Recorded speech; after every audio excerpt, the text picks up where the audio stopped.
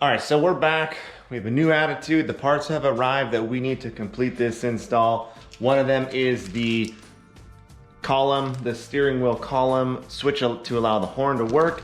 There is the part number. Again, if I remember right, the guy at my counter said that this comes off older EF Civics and CRXs. So, but don't quote me on that, but that is the part that you will need. Also, the new hub showed up. So I am going to get back in the car, take the stock one back off, and work on getting this little clip soldered up so we can wire up the horn. In fact, let's open this up and see what it looks like. All right, so there's the little piece that goes behind the hub and makes continuous contact with the back of the hub. So spring loaded, and it looks like it just let's see if I can do this. It looks like it'll be attached and like so to the column and just be spring loaded like so and always make contact. So neat little piece. I think I do have to modify it a bit, but we'll see once we get in there. This might have to be cut back. It does accept a wire clip, but I think I'm going to solder on this end an electrical tape it just so it's a more secure connection. So we'll see. Okay, so when we look at where this piece is going to be mounted right there, we're going to use this existing hole, and it looks like this will run straight back. And I think what I'll do is I'll solder, maybe trim it and just solder it towards the back of the clip there. But once mounted, it will make contact with the back of that hub. Pretty neat. I wish I could take credit for finding this, but again, like I said, a Instagram follower that I use showed me this, and I appreciate it. So props to him. So let's go get this soldered. And then we'll install it and keep going. So I took the piece, I bent it and created a little dog leg just to clear the column a little bit better, and that's going to be perfect. I don't need this tab since that'll be pointing into the steering column. So what I'm going to do is just take some pliers here and nip it right there. And then what we'll do is we'll take this connection and solder like so, and we should be good to go. So plug the soldering gun in, let that warm up, and we'll make this connection permanent. All right, just a fair warning, by no means am I a professional solderer, so I have done this before, but bear with me.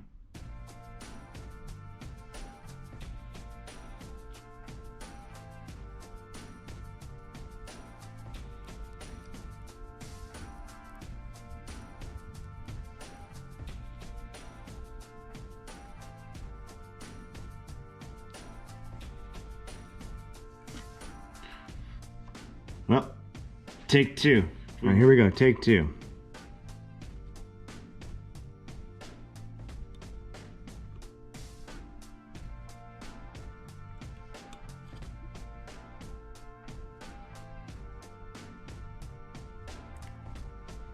It looks pretty good to me. Give it a second. I think we're good. Again, like I said, I'm not a professional solderer, but I don't see that going anywhere, especially with some electrical tape. So I think we got it. So now we'll wrap it with electrical tape and install it and keep pushing forward. Well, typical me, I went back and added a little bit more to that. So I'm pretty confident that that's not going to come off, especially with the tape. I can't tell if that's focused. Maybe that's better. So I think it looks pretty good just the way it is, but I'm going to protect this with a little bit of a electrical tape. It shouldn't make contact with any other wires down there, but doesn't hurt. All right, so I've mounted it here. I just had to use a little shorter screw and You can see it has a nice little spring to it that's going to make that constant contact. And then the wire is just going to be fed back through here. I'll get a zip tie and it'll make a connection down here. All right, so as you can see, it's connected here, and it is a little difficult to see, but it is making contact with the back of the hub, which is great. And I have that wire routed here. I zip tied it up into there, and then that'll allow this whole column to move up and down without anything pinching or binding. And it is now connected here. So the next thing to do is get this cover back on and make sure that it works. I'm not gonna fully mount the hub until I can get it out on the street to make sure it's centered. It could just need to be, you know, a click over to the left or the right, and so I won't do the final torque down until I can have it on the street, because it might need to be, you know, one to the left spline or one to the right spline. Even though the tires are straight now, it's pretty difficult to see where it wants to be until you're on the road. So when we touch this wire, the horn should work by grounding out. So let's see. Perfect. Let's keep going.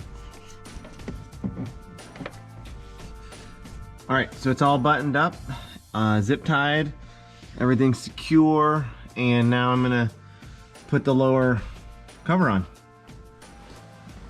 Okay, so I have the lower cover back on, and I have the steering column cover put back together and mounted up, and I have now mounted the steering wheel to the hub. Now, I mounted the steering wheel to the hub first because I wanted to take this for a test drive to make sure I had the steering wheel positioned or situated on the column splines correctly. The last time I did this, it was just one tooth cocked to the left, and so even though I put it on straight once I was driving it, it was like this. So I took it out for a test drive, made sure it was lined up, and now, since we are ready to go, I can torque down the nut here. Now, when I say torque, I'm gonna take a different approach this time, and I'm gonna just put a dab of a blue Loctite on the threads and get it snug. It is a tapered shaft with splines, so it shouldn't move. It does not need to be super tight. It just needs to be on there tight enough so it won't back out, as well as just keep it connected and firm. So I'm gonna add a little blue Loctite, and then we'll snug that down. Okay, so snug, blue Loctite. Now the horn is ready to be positioned into the area, so it just fits nicely in there. Center it up.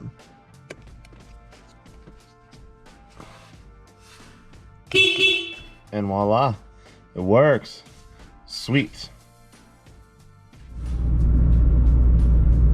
All right, so we are now driving the Civic with the new Momo steering wheel on it. I am super happy and excited about this install. The feel of the leather is fantastic.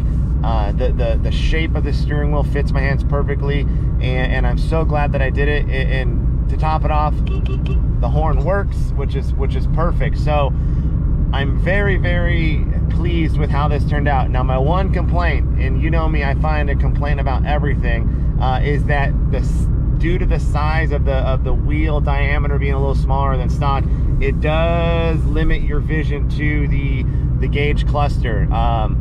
And when I say that, basically when I have it set up for my driving style or the way I like it positioned, it does cut off the top row of those dummy warning lights. So something to just be aware of. I'm gonna just keep it the way it is, and I'm constantly checking those anyways. But overall, this has been a great addition, and I'm super, super excited and glad that I did it. So I'll catch you guys on the next one. Thanks for watching, like and subscribe.